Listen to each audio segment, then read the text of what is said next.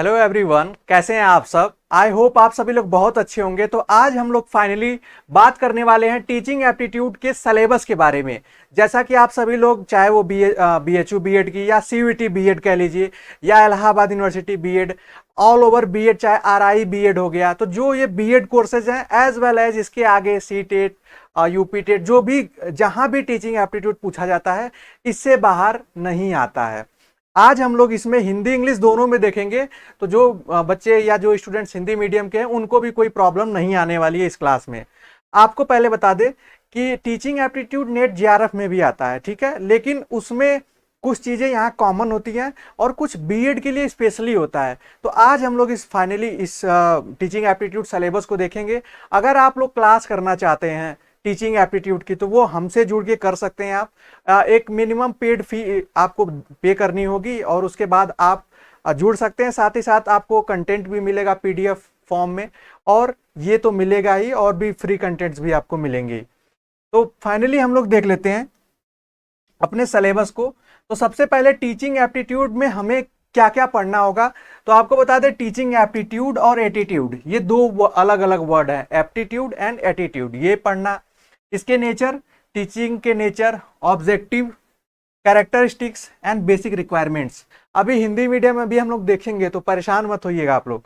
उसके बाद learner characteristics, मतलब एक स्टूडेंट की विशेषताएं।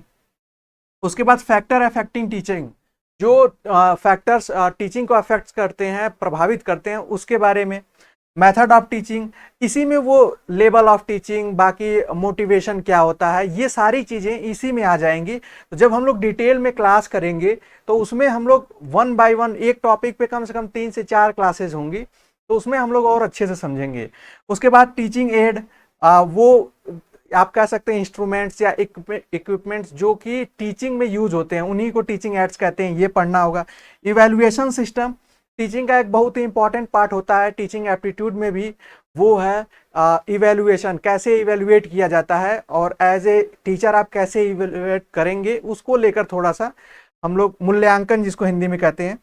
और कम्युनिकेशन, कम्युनिकेशन में हम लोग एजुकेशनल कम्युनिकेशन पढ़ेंगे, शैक्षिक संप्रेषण जिसको कहते हैं, कि बस नॉर्मल कि स्टूडेंट्स और टीचर के बीच में कैसा संप्रेषण या बातचीत होनी चाहिए, कुछ ऐसा आप समझ सकते हैं। यहां तक जो सिलेबस है ये तो नेट JRF का डिटो सिलेबस है। कुछ स्टूडेंट्स आप में से हो सकता है नेट JRF के सिलेबस को देखे होंगे पेपर फर्स्ट के, तो उसमें फर्स्ट यूनिट में ये आ जाता है। अब इसके बाद जो हम बात करेंगे वो आपको इजीली कहीं मिलता नहीं है अगर आप अच्छे से उसको सर्च ना करें या अलग कई बुक्स में ना देखें। वो है इंटरपर्सनल रिलेशन। इंटरपर्सनल रिलेशन का मतलब होता है यूजली यहाँ पे स्टूडेंट टीचर के बीच का रिलेशन, उसके बारे में पढ़ना है। फिर टीचर के टीचर बीच में रिलेशन, और स्टूडेंट्स या क्लास में बैठे स्टूडेंट्स के बीच में क्या रिलेशन होना चाहिए, या कैसा, मतलब आप कैसा सोचते हैं, तो उसके बारे में इसमें और डिटेल चीज़ें हैं। बस आप टॉपिक जान लीजिए। Teaching profession, teaching as a profession, व्यवसाय के रूप में शिक्षण क्या है, उसके मतलब उसके विशेषताएं क्या है, वो चीज़ें हैं। उसके बाद प्रोफेशनल कमिटमेंट, अगर आप एक टीचर हैं तो कमिटमेंट आपका होगा। जैसे अगर आपकी क्लास में कोई बच्चा होमवर्क नहीं करके आता है तब आप क्या एक्शन लेंगे, या कोई बदमाशी करता है, पढ़ता नहीं, या अपसेंट होता है तो क्या करेंगे। तो उसमें ऐसे, मतलब जब आप पढ़ेंगे तो आपको पता चल जाएगा कि आप बच्चे को जानेंगे कि वो पहले क्यों अपसेंट हो रहा है। ऐसे चीज़ें मैं, और आगे की क्लास में हम लोग इसके सैंपल पेपर को भी डिस्कस कर लेंगे, तो वहाँ पे चीज़ें और क्लियर हो जाएंगी। फिर उसके बाद एजुकेशनल साइकोलॉजी, एजुकेशनल साइकोलॉजी पढ़ना होता है, कुछ थ्योरीज पढ़नी होती है, लेवल ऑफ टीचिंग और मेथड्स पढ़ने होते हैं, टीचिंग मेथड्स भी, कुछ और भी इंपॉर्टेंट साइकोलॉजी पोर्शन आ जाता है, लेकिन एजुकेशनल आता है उसमें। पर्सनालिटी आता है, पर्सनालिटी मतलब एक टीचर की पर्सनालिटी कैसी होनी चाहिए, उसके बारे में यहाँ पे टीचर्स ओरिएंटेड ही चीजें होंगी। लीडरशिप, नेतृत्व, आपको मतलब एक क्लास में कैसे अपनी लीडरशिप दिखानी है, पॉजिटिव लीडरशिप, नेगेटिव, ये चीजें हम पढ़ेंगे इसमें।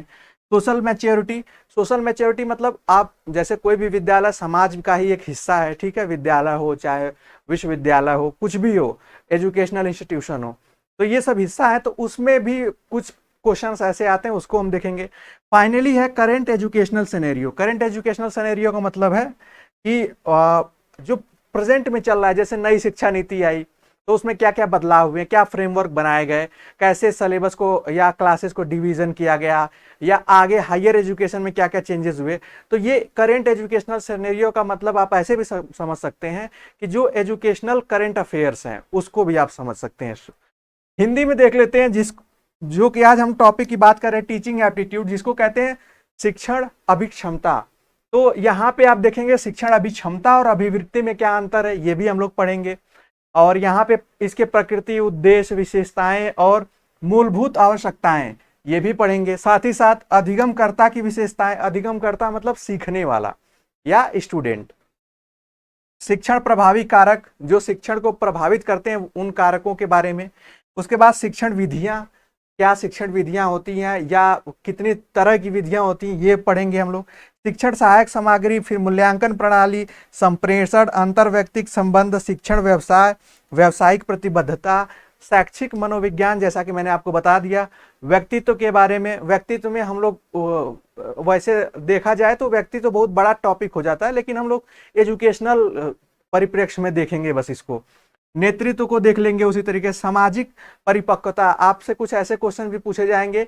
मैं इसका मॉडल पेपर आपको कराऊंगा, जो CUCET का मॉडल पेपर है या जितने भी एंट्रेंस एग्जाम होते हैं जिसमें टीचिंग एप्टीट्यूड आता है उसके पेपर, जैसे RI में आता है, रीजनल इंस्टीट्यूट ऑफ एजुकेशन में, तो उसमें ऐसे क्वेश्चंस बनते हैं। फिर लास्ट में है जैसा कि एजुकेशनल करंट सिनेरियो, वर्तमान शैक्षिक परिदृश्य।